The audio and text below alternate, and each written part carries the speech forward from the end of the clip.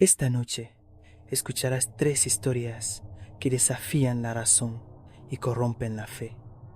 Una maestra lleva el juego infantil de Simón Dice hasta el infierno mismo, dejando a sus alumnos atrapados en cuerpos que ya no son suyos. En un pequeño pueblo de Montana, un sheriff presencia la llegada de una fuerza divina que no busca castigar, sino borrar a la humanidad. Y un hombre moribundo acepta la ayuda de una entidad sin rostro, solo para descubrir que su cuerpo ya no le pertenece. Prepárate, porque esta noche la obediencia, la fe y la desesperación se confunden con el horror absoluto. Bienvenido a Noche de Horror, donde cada sombra esconde un secreto y cada susurro puede ser el inicio de tu peor pesadilla. Historia 1. Nuestra maestra de 3er grado dijo: Simón dice, deténganse. Así que nos detuvimos. La señora Carrington perdió la sonrisa, al igual que todos los otros maestros que nos enseñaron. Me preguntaba cuándo iba a explotar ella también. El señor Garrett salió corriendo gritando. La señora Pepper fue descubierta tratando de envenenarnos, y el señor Johnston nos mencionó en su carta de suicidio. No murió, pero sí saltó intencionalmente por las escaleras. Éramos despiadados. Bueno, mi clase lo era. Yo no hablaba mucho, pero si la clase se reía, yo también. Si no me reía, me miraban como si fuera estúpida. No sé por qué nuestro objetivo principal era deshacernos de nuestros maestros. La señora Carrington era agradable. Me gustaba su sonrisa radiante y sus bonitos vestidos, pero los otros niños querían clavarle las garras. Serena Ackerman insistió en que había visto a la señora Carrington lanzando un hechizo. Su prueba era: la señora Carrington se veía como muy rara cuando hablaba con un niño de 3er grado. Tenía los ojos cerrados. Yo estaba segura de que la señora Carrington solo estaba a medio estornudo, pero me dijeron que me callara. Así que mi clase comenzó a llamar a la bruja, a lanzarle cosas a la cara, a negarse a trabajar e incluso a informar que les había pegado. La sonrisa radiante de la señora Carrington comenzó a oscurecerse. Anoté en mi cuaderno cuántas veces se le quebró la voz. Sus manos se cerraron en puños. Cuando Rowan le preguntó si se cepillaba el pelo y luego si tenía novio. Los niños del fondo la usaban como práctica de tiro, lanzándole bolas de papel arrugado a la cara, luego bolígrafos y lápices, e incluso una botella de agua que casi le hiere la cara. Vi cómo la luz comenzaba a atenuarse en sus ojos. Ese brillo emocionado, listo para enseñarnos, se desvaneció por completo. La señora Carrington venía a clase con aspecto de haber estado llorando. Guardaba pañuelos en el bolsillo para secarse los ojos cuando Jack le arrojaba su cuaderno de trabajo y comenzó a enseñarnos de espaldas para que no le dieran en la cara con lápices voladores. Después de días y luego semanas de esperar a que la señora Carrington se rindiera, nuestra maestra perdió la cabeza. Un martes cualquiera que estaba lloviendo. Estaba escribiendo un poema cuando Summer Carlyle se puso de pie. Summer me acosó durante semanas porque no recibí productos para el cuidado de la piel en Navidad. Había una mousse facial con temática de princesa de la que todos los niños hablaban, e incluso yo la quería mucho. Le pregunté a mamá si podíamos ir a Sephora a mirar el maquillaje, pero cuando me dirigí Directamente a la sección de cuidado de la piel. La sonrisa de mamá comenzó a torcerse. Le pedí la mousse facial, pero mamá se rió de mí. ¿Para qué piel? Ruby, tienes 9 años. Mamá cogió el producto. ¿Siquiera entiendes para qué es esto? Era vagamente consciente de que Summer Carlisle estaba a pocos metros de distancia. La niña tenía ojos de águila y supe que me había visto. No, murmuré. Es para las arrugas faciales. Se rió mamá. Me ahuecó la cara. Su sonrisa hizo que se me revolviera el estómago. Ruby, es un serum anti-envejecimiento. ¿Quieres parecer más joven? Parpadeé. Pero todos los otros niños quieren parecer más jóvenes, bromeó.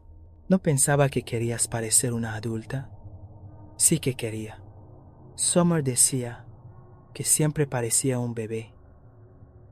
Mamá volvió a colocar la mousse en el estante y en su lugar me llevó a la sección de maquillaje.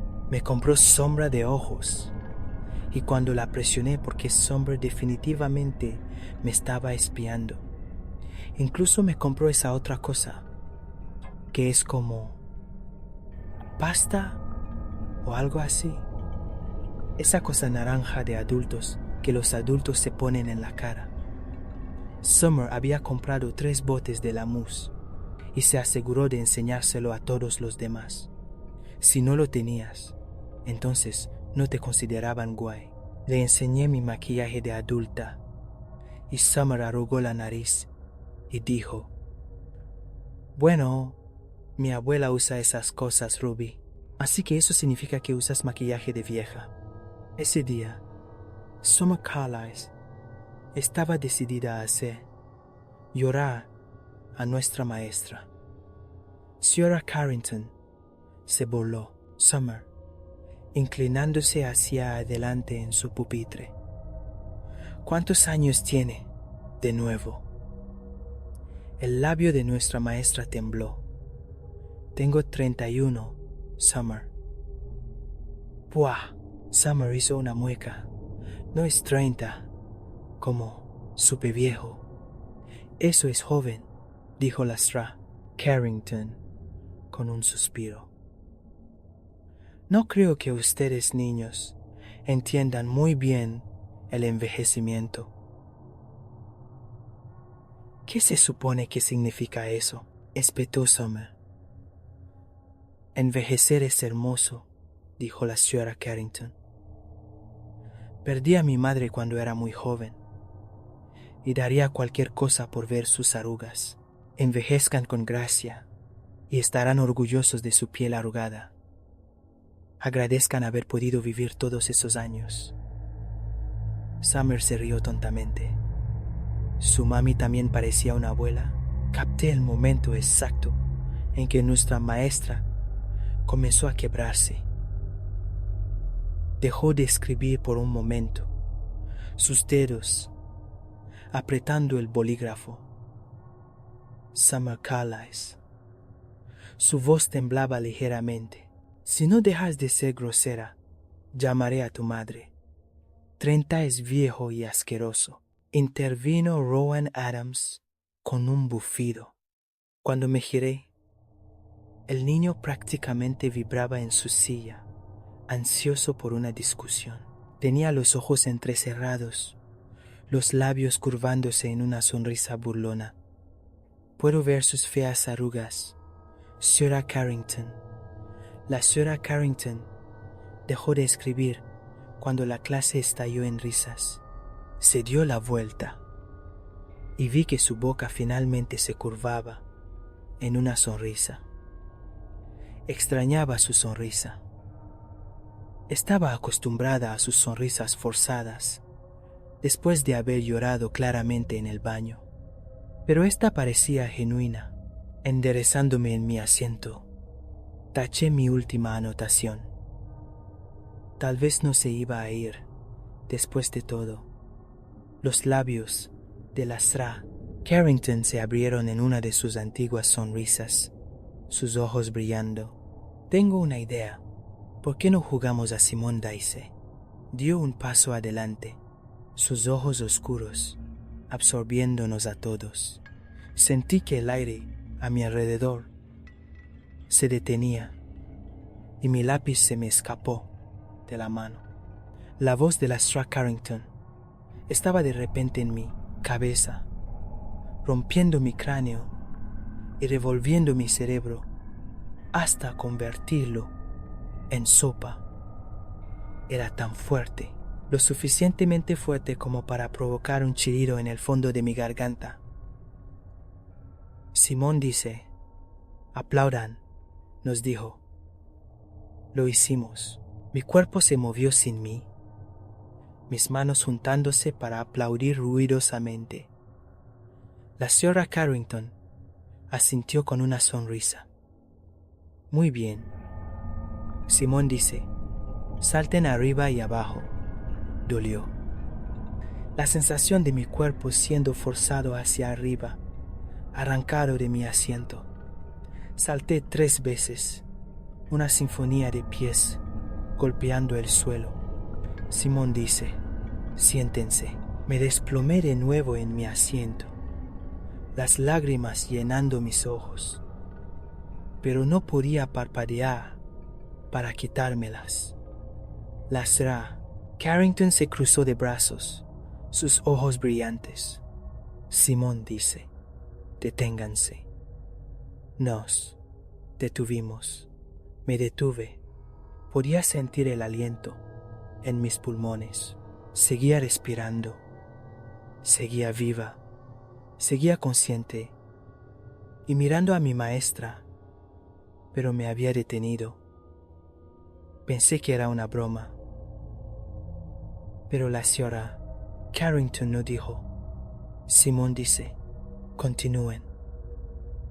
Esperé a que lo hiciera, ahogándome con esa última bocanada de aliento congelado, pero ella no terminó el juego. Me detuve durante horas. La habitación se oscureció y fui consciente de cada segundo, cada doloroso minuto. Conté minutos y luego horas hasta que perdí la cuenta. Pasaron los días. Sentí cada uno de ellos. El martes terminó y se convirtió en miércoles, y luego en jueves, viernes. Llegó el fin de semana y estaba segura de que el juego terminaría. Pero entonces llegó otro lunes, otro martes, y me estaba disociando, golpeando mis puños contra una barrera dentro de mi mente. No podía moverme, no podía mover mi cuerpo. Seguía sentada, seguía mirando la pizarra con la misma expresión exacta. Miércoles, y me aferré a cada segundo agonizante. Simón dice, continúen. Manifesté las palabras, tratando de mover mis labios congelados. Simón dice, continúen. Simón dice, continúen. Muy pronto, las semanas comenzaron a sentirse como años. El lunes se convirtió en miércoles y luego en 2017. El domingo se sentía como un viernes y el sábado era la totalidad de 2018. Mi cosa favorita era ver cambiar las estaciones por el rabillo del ojo. Era mi única forma de saber que el mundo seguía adelante sin mí, mientras yo estaba detenida. Los años pasaban como siglos, y yo seguía jugando a Simón dice. Siempre estuve allí, siempre pegada a mi asiento dentro de mi aula de 3er grado. Conté cada baldosa del techo, cada póster en la pared, cada fragmento de luz. La lluvia golpeaba las ventanas, el sol me quemaba la nuca, el viento me provocaba escalofríos por la espalda. Era consciente de que mi pelo crecía, largo, y luego corto, y luego en una coleta, como si un yo invisible continuara. Mientras yo me había detenido, crecí más alta y mi cara comenzó a cambiar. Sentí mi cuerpo retorcerse y contorsionarse como si me estuvieran estirando. El dolor venía en oleadas, golpeando arriba y abajo de mis piernas, y luego un dolor diferente en mi estómago. Este me hacía querer morir. No podía detenerlo. No podía controlar a este monstruo que me golpeaba cada miércoles de julio de 2019. Sentí emociones nuevas que no entendía. Sentí ira y frustración, dolor y tristeza, añoranza, mariposas en el pecho y en el estómago que no se iban. Pero luego vino la calidez, un florecimiento en mi corazón que se sentía como agua tibia cubriéndome. El desamor se sentía como asfixiarse. Los sentimientos eran ventanas a mi vida. Estaba descubriendo el amor, enamorándome y luego desenamorándome. Pero no era justo que no pudiera verlo. Solo lo sentía. Sin embargo, el amor no tenía sentido para mí.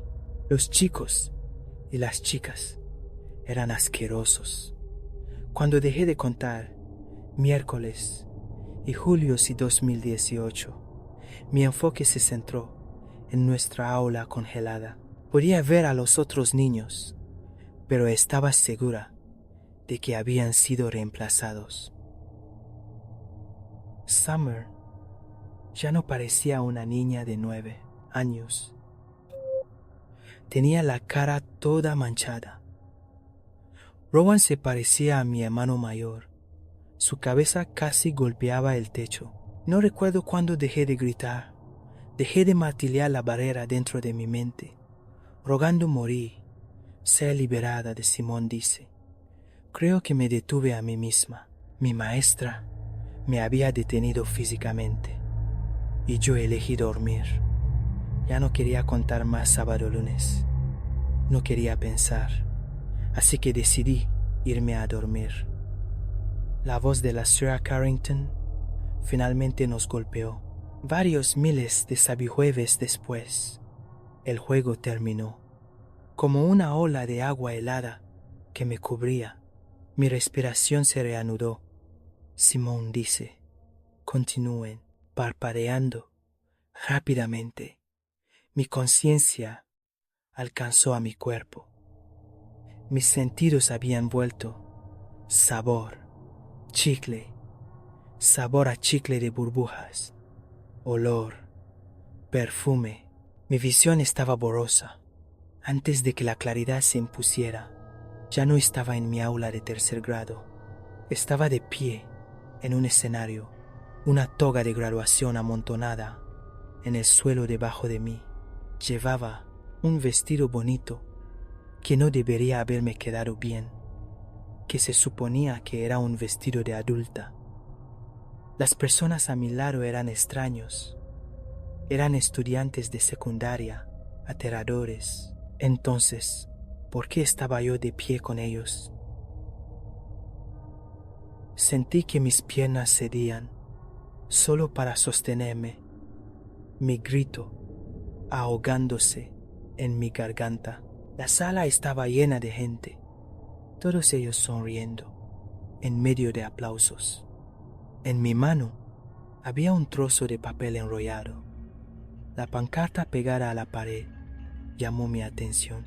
Felicidades a nuestra promoción de 2023. 2023. No, era 2016. Solo sentí 2018, 2019 y el siguiente. ¿Cómo podía ser 2023? 2023 era un número demasiado grande, Tenía 9 años. Estaba en tercer grado. Pude ver a mi mamá en la audiencia, su sonrisa amplia. No recordaba que mami tuviera arrugas. La última vez que la vi, mi mami todavía tenía una cara bonita. Era joven. Ahora podía ver líneas visibles en su rostro. Su cabello era más delgado, atado en una coleta, no sus habituales rizos bonitos. Algo viscoso llenó el fondo de mi garganta. Los adultos a mi lado no eran extraños. Eran mis compañeros de clase. Cuando la multitud dejó de aplaudir, mi clase pareció salir de ello, cada uno de ellos siendo liberado de Simón, dice. Rowan Adams, que estaba de pie a mi lado, parpadeó, sus ojos abriéndose de par en par. Su diploma se le escapó de las manos, su mirada de repente perdida, frenética. ¿Qué? Su voz era demasiado grave, como la de un adulto. ¿Qué está pasando? Summer Carlisle comenzó a gritar, su grito agonizante retumbando en mi cráneo. Se arañó la cara con su manicura, lo suficientemente fuerte como para sacarse sangre, trozos de carne atascados entre uñas escarlatas. Jack tropezó hacia atrás, cayendo sobre sí mismo. El terror que me mantenía en el lugar, paralizada, me sacó de él cuando Olivia Lewis hizo un ruido de ahogamiento. Estaba temblando, sus ojos girando hacia la parte posterior de su cabeza. Algo se deslizó de su boca, un bulto rojo y abultado. Era su lengua. Nunca había visto tanta sangre manando por su barbilla. El público comenzó a murmurar cuando ella soltó una risita, farfulando rojo acumulado. Mami. Podía escuchar la palabra en fuertes jadeos y agudos siseos. Summer chillaba, tratando de arrancarse el pelo. Rowan miró a la multitud con la cabeza ladeada. ¿Dónde está mi mami?, susurró. Por un momento hubo silencio, aparte de varios adultos que intentaban calmar a Summer. Podía escuchar las respiraciones de mis compañeros temblando, entrecortadas por sollozos. Luego comenzaron los gritos, niños lanzándose del escenario, abandonando las togas de graduación, atrapados en la histeria. En el reflejo del teléfono de alguien, pude verme, una adulta. Era más alta. Mi cabello colgaba suelto sobre mis hombros, pero todos esos años que llevaron a ese momento, mis años de preadolescente y adolescente, desaparecidos, dejé caer mi diploma, tratando de caminar, pero mi cuerpo se sentía extraño. Era demasiado grande, demasiado pesado. Mi voz seguía siendo pequeña, seguía siendo mía, pero mi cuerpo, mi mente, mis pensamientos eran todos más viejos. Me quité el birrete de graduación, mis ojos llenándose de lágrimas. Encontré a mi mami en la multitud, rodeándola con mis brazos. Ella me abrazó, su mirada en las masas de niños, gritando que daban a sus padres abrazos de infarto. Estaba temblando, aferrándome a mi mamá para asegurarme de que era real. Lo era. Mamá olía exactamente igual, pero cuando me aparté, su cara estaba toda arrugada. Summer Carlisle me había hecho demasiado consciente de las arrugas de una mujer. Mamá las tenía en la boca y plegadas en la mejilla. No pude evitar tocarlas, las palabras ahogando mi boca. No se suponía que estuviera tan vieja. ¿Por qué mi mamá se veía tan vieja? Mami, susurré, conteniendo los sollozos. Estoy vieja. Mamá estaba conmocionada por lo que sucedía a nuestro alrededor, apretando su agarre a mi alrededor. Ruby, ¿pasa algo malo? Sra Carrington, comencé a decir, detrás de mí. Summer Carlisle estaba chilleando, sus ojos salvajes, como un animal. Simón dice, deténganse. La voz de la seria Carrington se deslizó en nuestras mentes, congelándonos en el lugar una vez más. ¿Han aprendido la lección? Sí, pensé aturdida.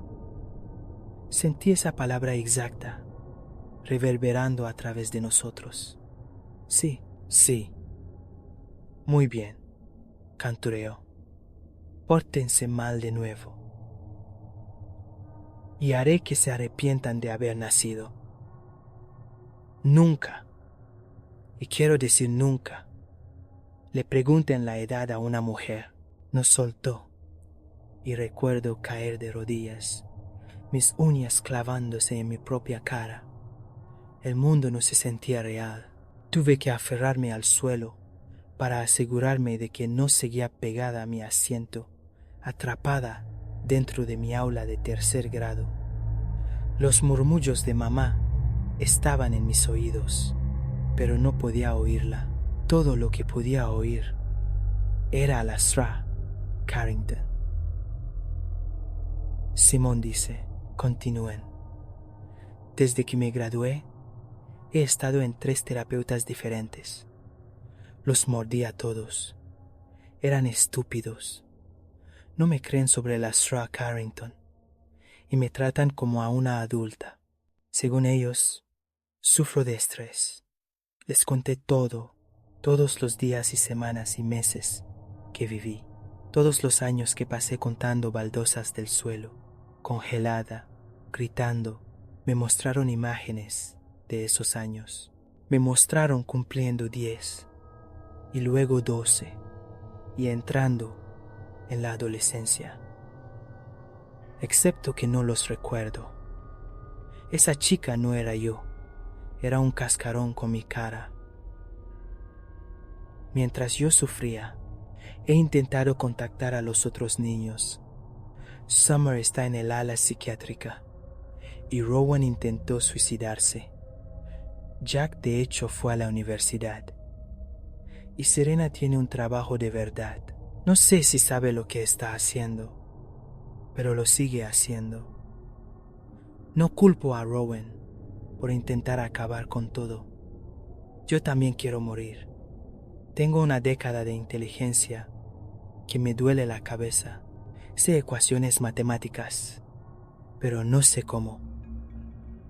Puedo escribir y deletrear, pero no recuerdo haber aprendido. Tengo tanto miedo de que la Sra Carrington continúe con Simón dice.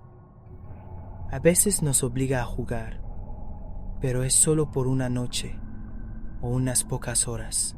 Me despierto con las manos sucias en medio de la ciudad o en la casa de un extraño. Hace 2 semanas me encontré en la piscina de alguien. Luego estaba en un túnel en el centro de la ciudad. Encontré dinero en efectivo en mi mochila anoche. Casi 2,000. También hay grandes bolsas de polvo blanco, pero no sé qué es eso. Rowan me envió un mensaje de texto para que nos viéramos. Cree que la Sra Carrington nos está usando. Pero, ¿para qué?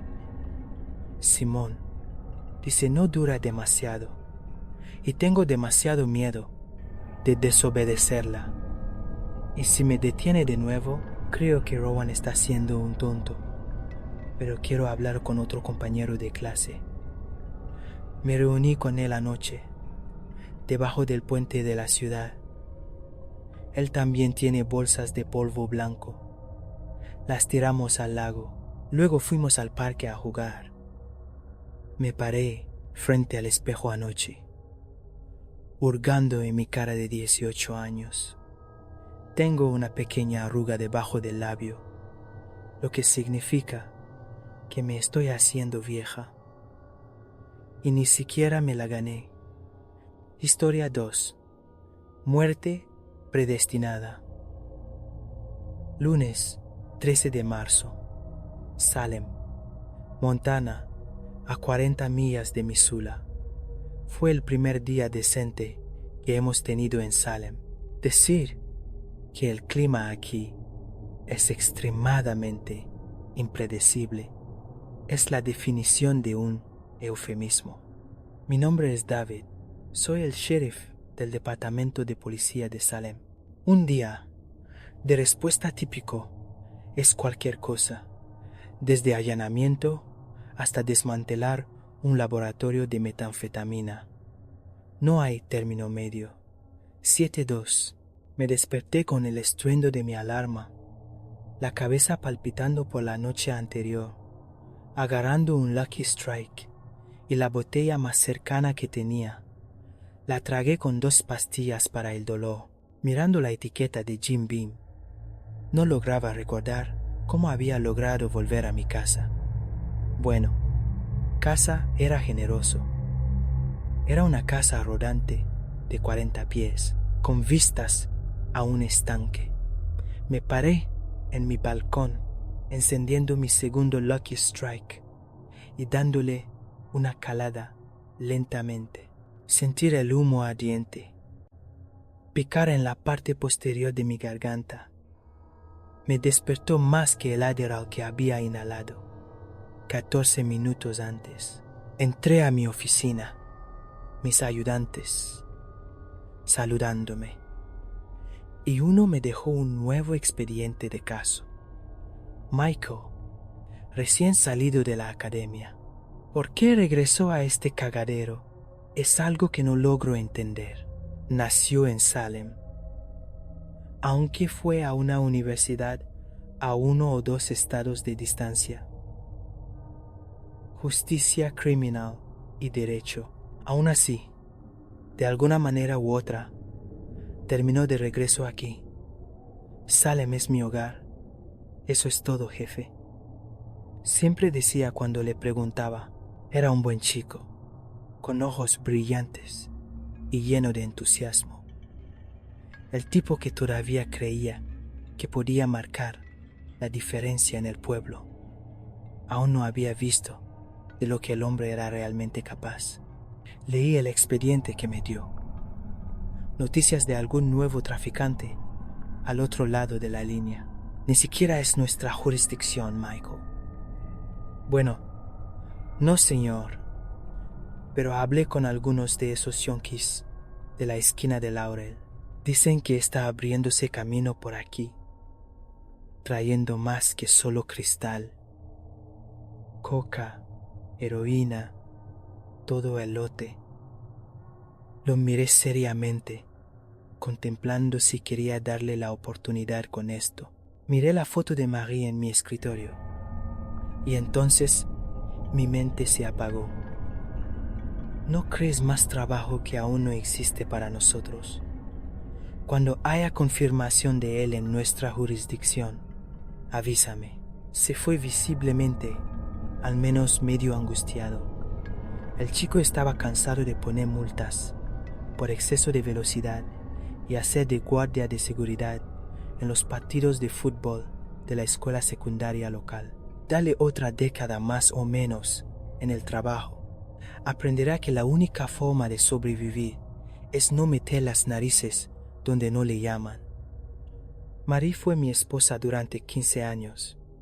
Leucemia, luchó con uñas y dientes, con el crucifijo a su lado todo el tiempo.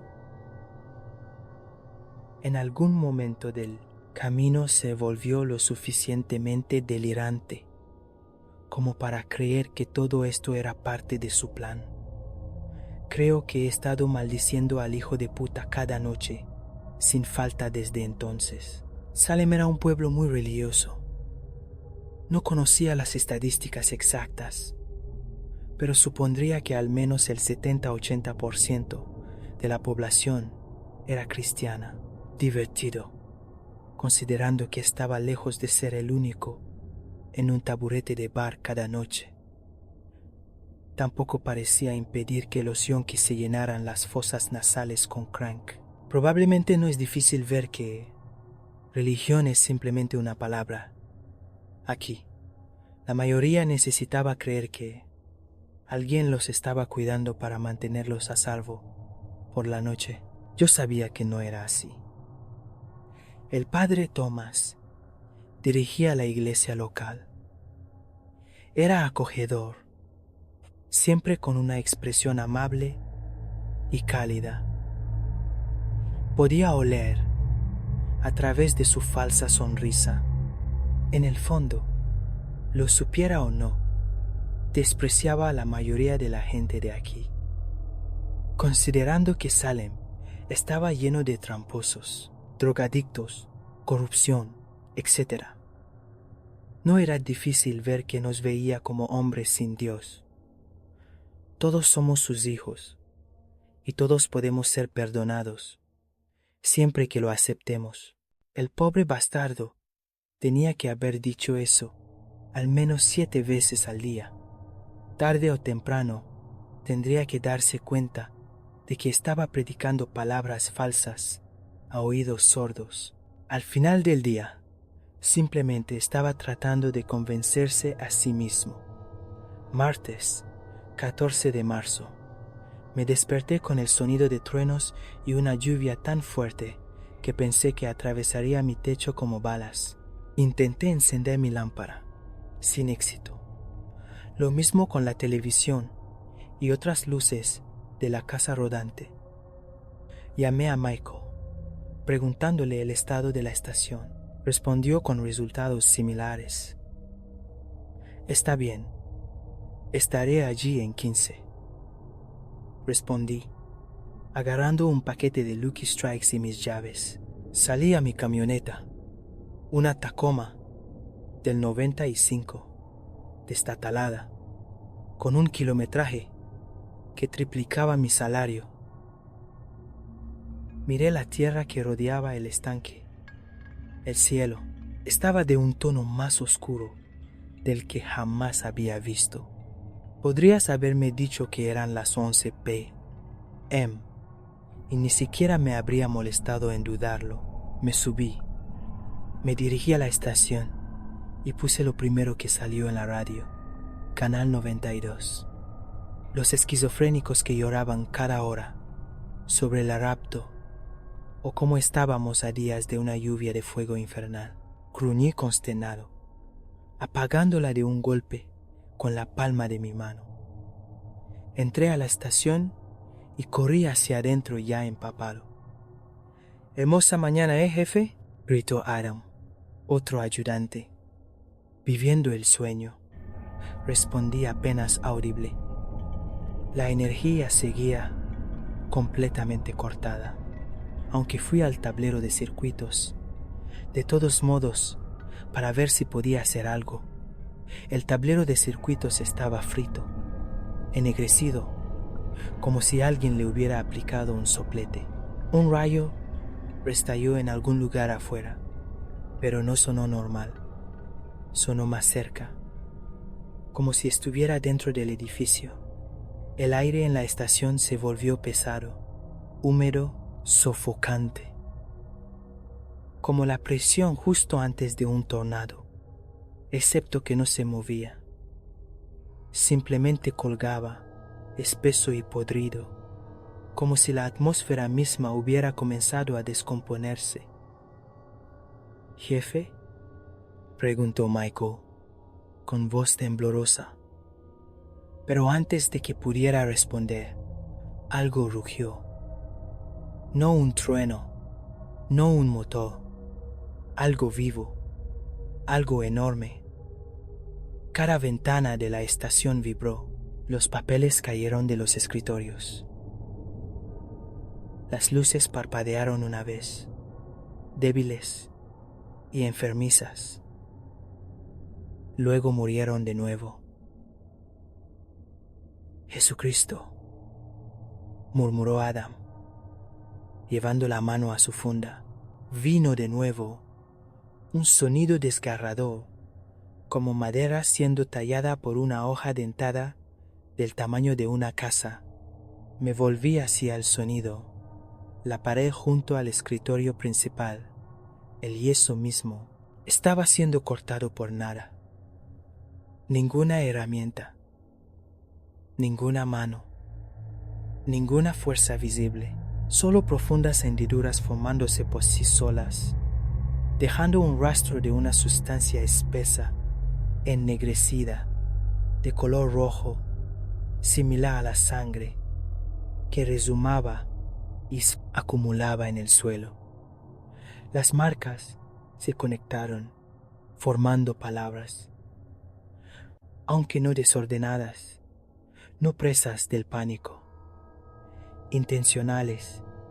Nos quedamos congelados mientras el mensaje se completaba. Llenaré tus montes de tus muertos, en tus collados y en tus valles y en todos tus arroyos caerán los muertos a espada. En perpetua desolación te convertiré, y tus ciudades nunca más serán habitadas, y sabréis que yo soy Dios. ¿Qué carajo? Creo que todos murmuramos al unísono. Michael y Adam me miraron, aterrorizados y confundidos. Parecían niños que acababan de ver un monstruo en su armario. No sé qué me convenció de hacer esto. Simplemente no tenía otra idea de qué más hacer. Corrí a la iglesia. En mi camino hacia allí, noté a un hombre caer de rodillas. Caleb. Era el dueño del bar local, un bastardo corrupto. Todos en la estación hemos sospechado de su participación en la malversación de apuestas durante años. Corrí hacia él.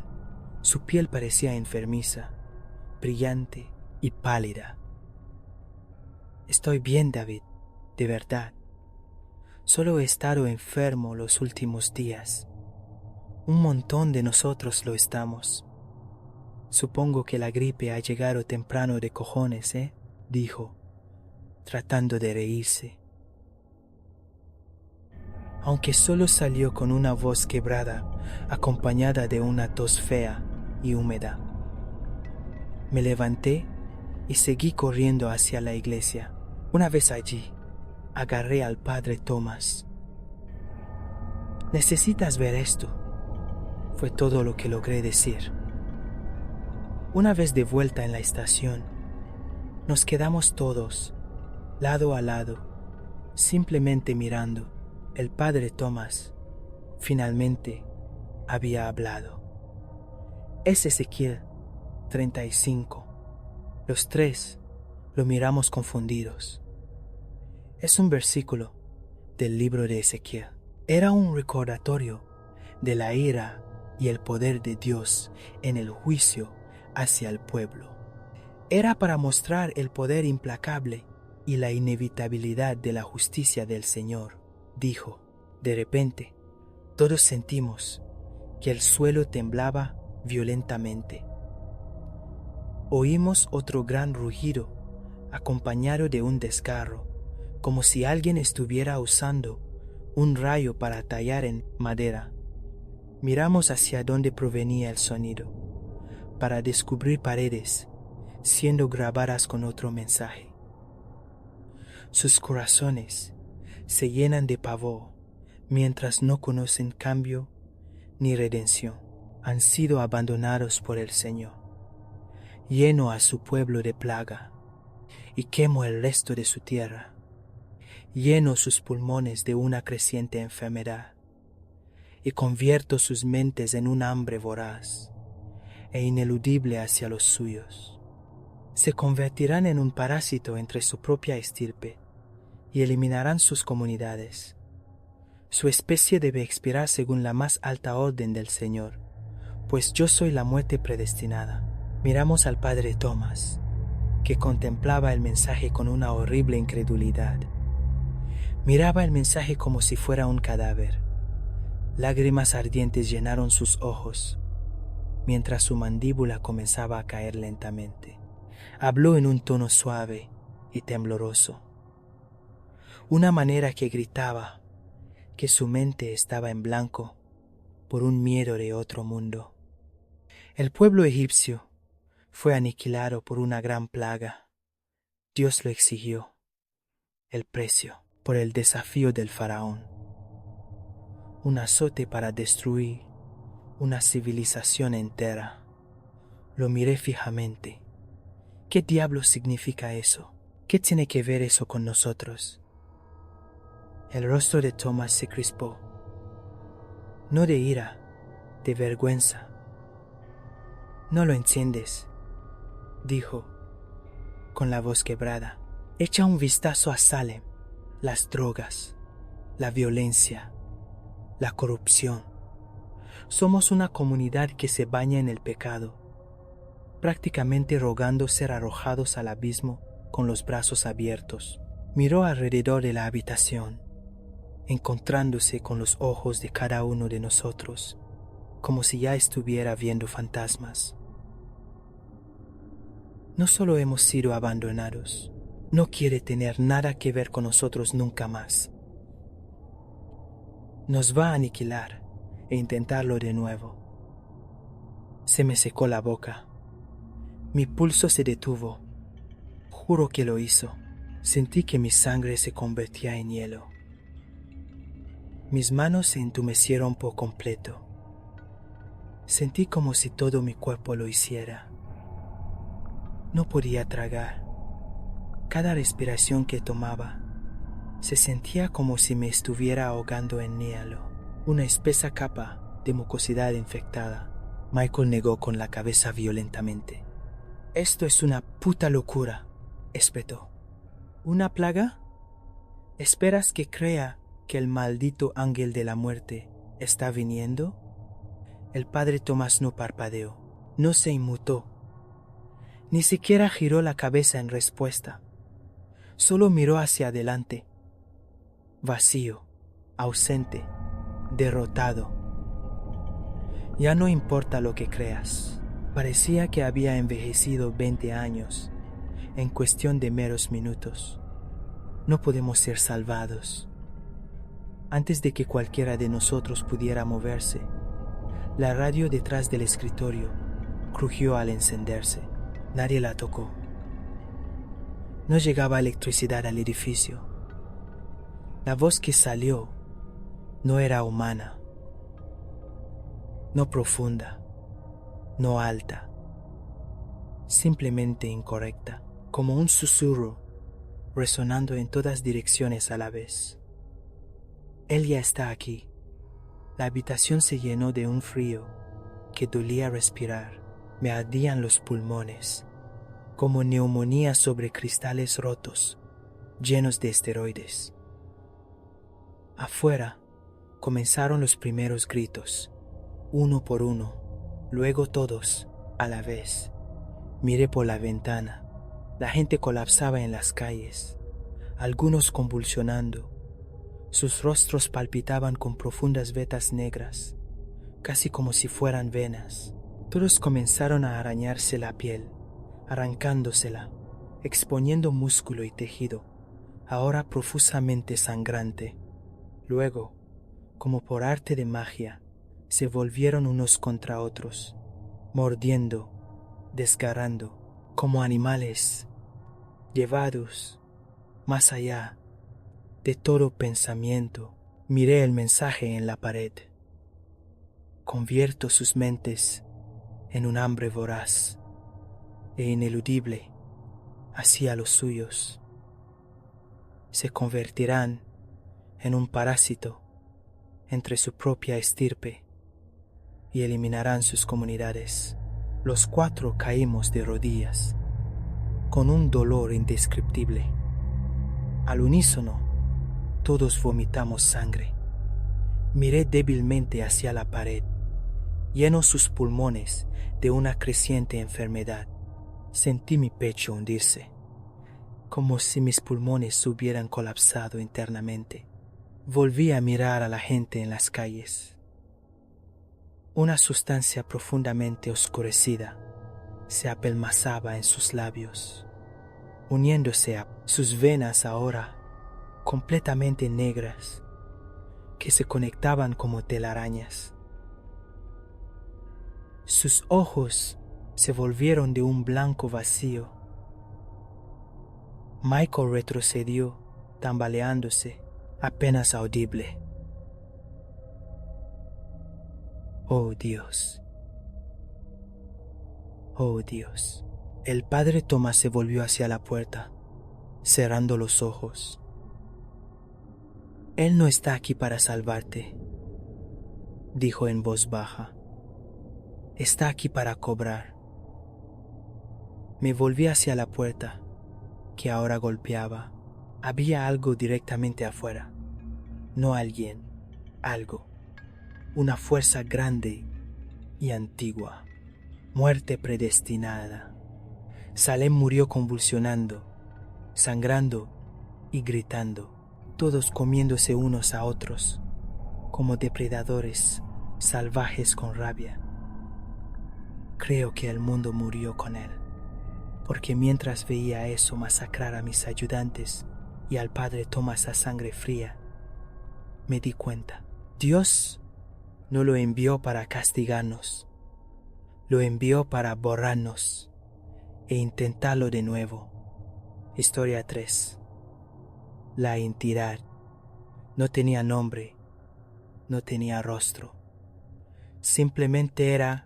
Me desperté sobresaltado, empapado en sudor, agarrando mi diario encuadernado, en cuero. Dejé otra marca en la primera página. Este era el día 5. Era como un sueño febril casi, un delirio progresivo en lo profundo de mi subconsciente, transformándose lentamente en voces y órdenes. Algo sentía. Estaba en mi cabeza conmigo. Me hablaba por la noche, asegurándome que estaba allí para ayudar. Pero siempre se sentía tan frío en un sentido metafísico. Estaba desprovisto de todo lo bueno, de todo lo positivo. Supongo que comenzó con el diagnóstico. Me había caído en la obra, me desmayé y me golpeé la cabeza bastante fuerte. Debería haber muerto, pero entré en coma. Eventualmente despertaría, con dolores de cabeza punzantes y rostros llorosos, convencido de que había superado lo peor. Pero hubo esa noche, con mi familia de vuelta en casa, cuando el médico entró con esa mirada en sus ojos. Supe que algo andaba mal. Levanté trabajosamente los ojos para encontrarme con los suyos. ¿Está todo bien? No, respondió con un toque de simpatía, moviendo su silla giratoria junto a mi cama. El daño es más serio de lo que esperábamos. Estás experimentando degeneración, tanto en el lóbulo frontal como en el temporal. Deberías permanecer relativamente libre de síntomas por algún tiempo, pero por los casos que he visto antes, es invariablemente fatal.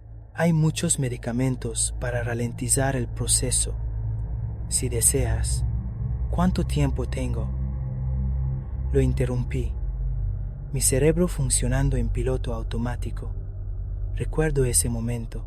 Nunca me había sentido tan distante, tan apático.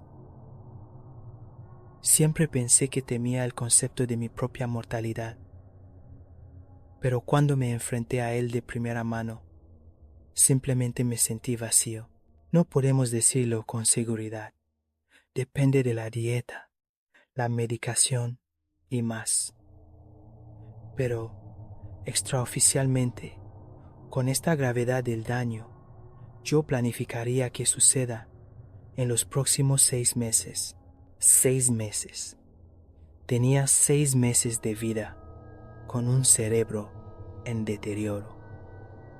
Algunos podrían decir que me volví loco, pero ¿realidad era yo quien hablaba o era la lesión? Si yo me volví loco, entonces Rebecca también.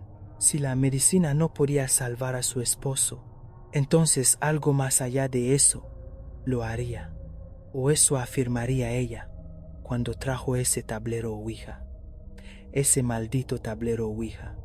Fue un fin de semana que los suegros estaban de visita.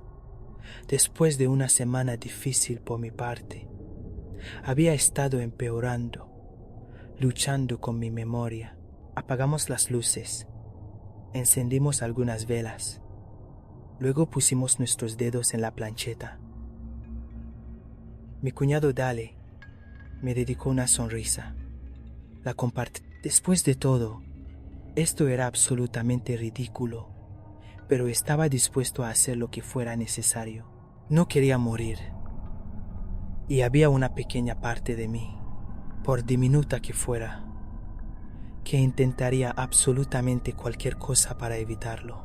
Así que hice mi mejor esfuerzo por creer, mientras Rebecca le preguntaba al tablero si había alguien allí. El tablero respondió, sí, mirándome con incredulidad. Dale decidió hacerle la siguiente pregunta. Si realmente estás ahí, entonces pruébalo. Miramos a nuestro alrededor con miedo, los segundos pasando tan lentamente como era posible. Nuestra ansiedad se convirtió en humor a medida que pasaba el tiempo. ¿Cómo pudimos dejarnos creer esto? Sin embargo, Rebecca parecía decidida e hizo un gesto para que volviéramos a poner los dedos en la plancheta. Si realmente estás ahí, entonces pruébalo.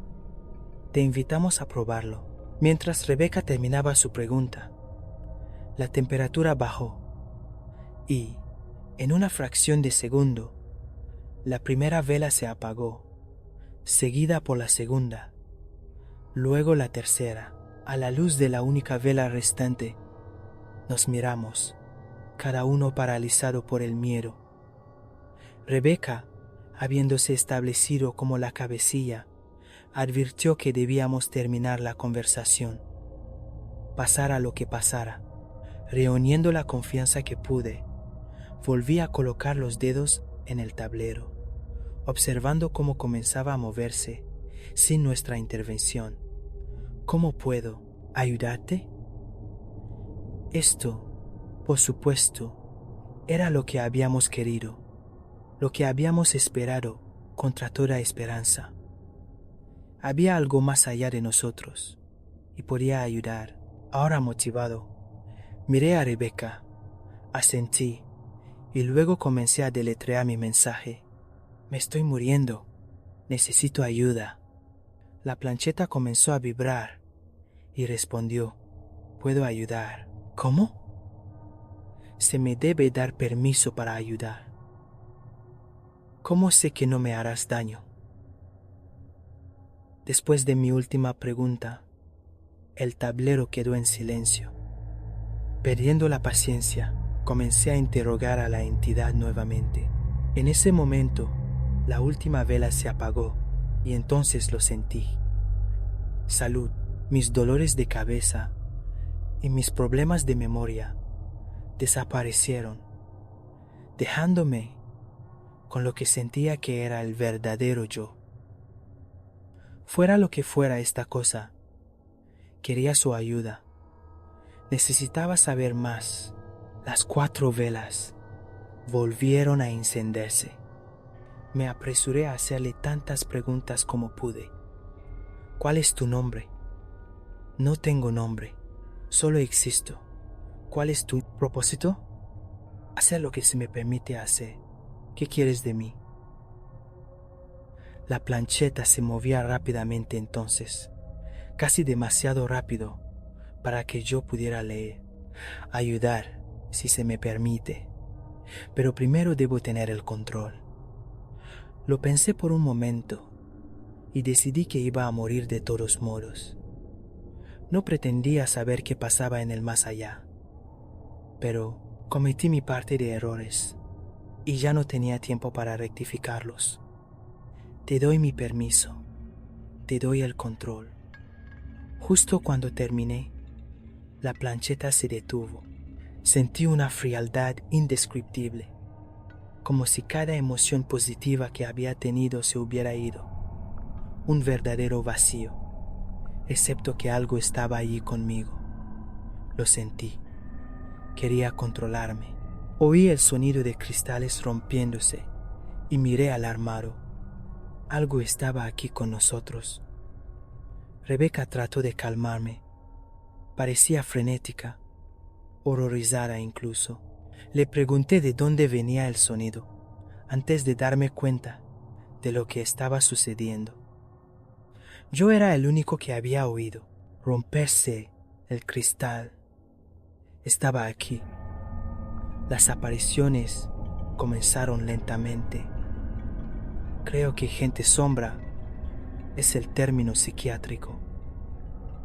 Atenúa las luces y estarían observándote desde la esquina, pero las mías seguían acercándose. Cada vez que las luces brillaban de la manera correcta, se acercaban más y más que nunca.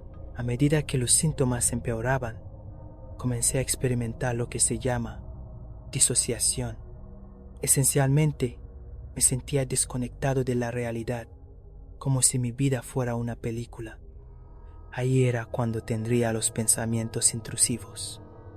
Esos pensamientos eventualmente comenzarían a escapar de mi mente, como susurros audibles. Comencé a alucinar un poco, viendo un objeto moverse donde no debería, pero era solo mi mente jugándome una mala pasada, supuestamente. Mi memoria estaba empeorando en este punto. Aparentemente golpeé a Rebeca. Creo que recordaría tal acto, pero ella tenía los moretones para demostrarlo. Fue entonces cuando me enviaron al psiquiatra. No sé si a una persona se le puede recetar legalmente algo tan rápido, pero sucedió. Obtuve las drogas y me sacaron aún más, tanto que me olvidé de la gente sombra. No eran solo gente sombra, por supuesto, eran eso, la entidad, esa cosa del más allá, la que quería mi alma.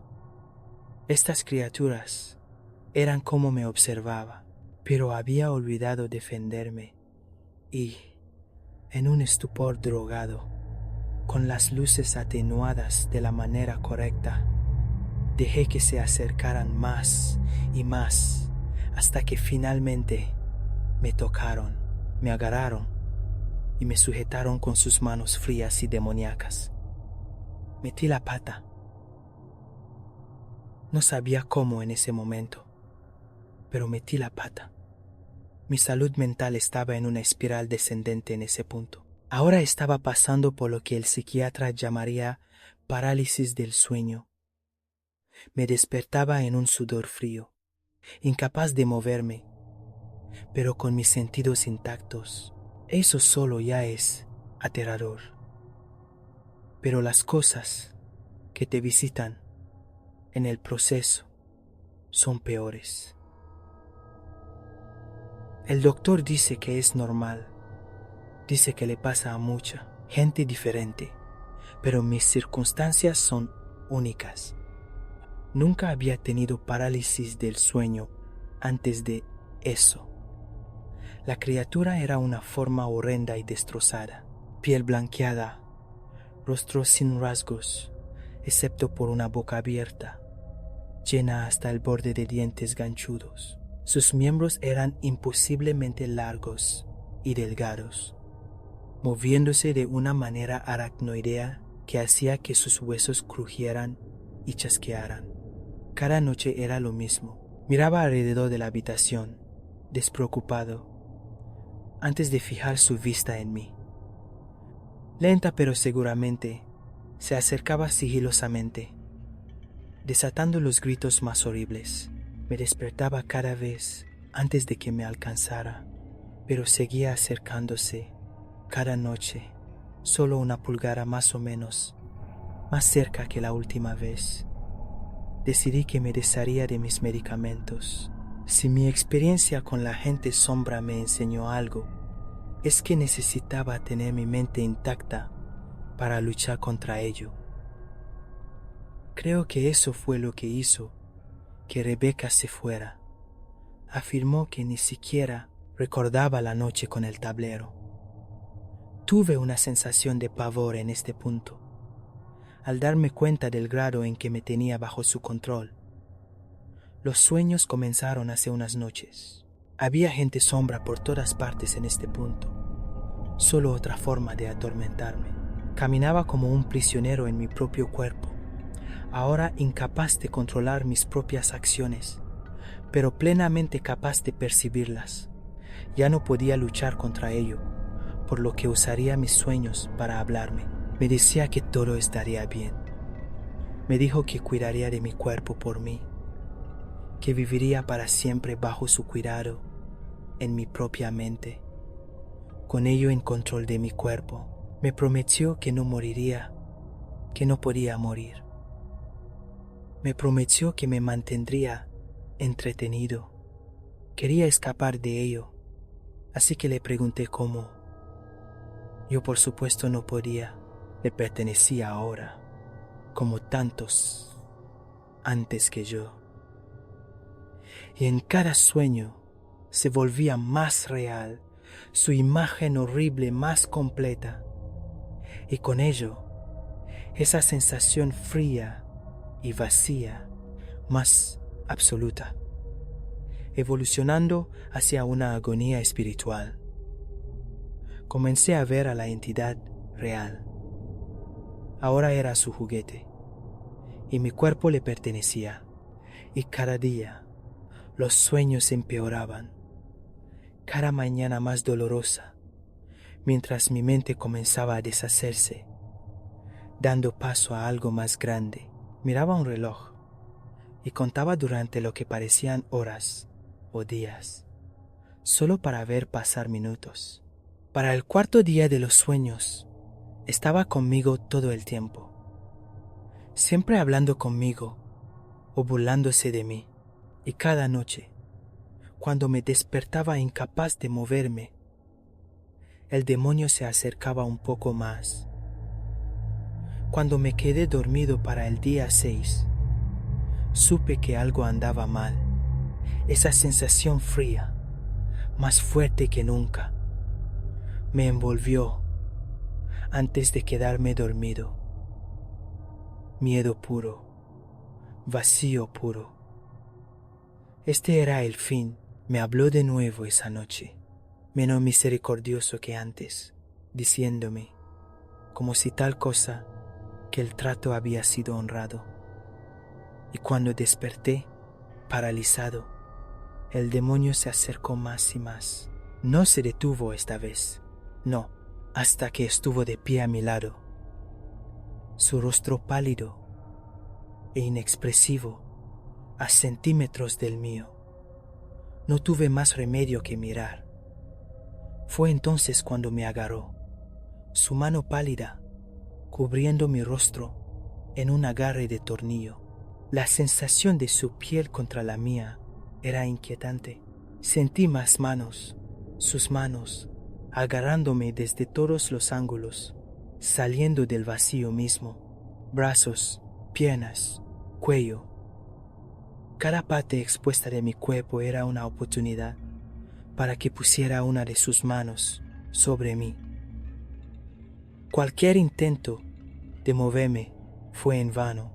Me tenía ahora y me tenía para siempre. Me despertaría de nuevo, pero esta vez como un simple observador, una conciencia atada a un cuerpo, pero sin control sobre él, experimentando lo que su malévolo titiritero deseara, y tendría usos para mi cuerpo también. Vi a la forma que una vez fui yo renunciar a su trabajo y abrir una tienda.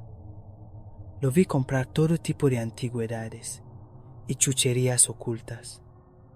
Lo vi abrir otra tienda, donde trabajaría una medium ofreciendo ayuda a gente como yo, gente que había perdido la esperanza. Pero él dirigiría las sesiones de espiritismo a su manera, porque, después de todo, conocía a una entidad que podía ayudarlos. Esto fue Noche de Horror. Si sobreviviste a estas historias, suscríbete, porque lo más aterrador aún está por llegar.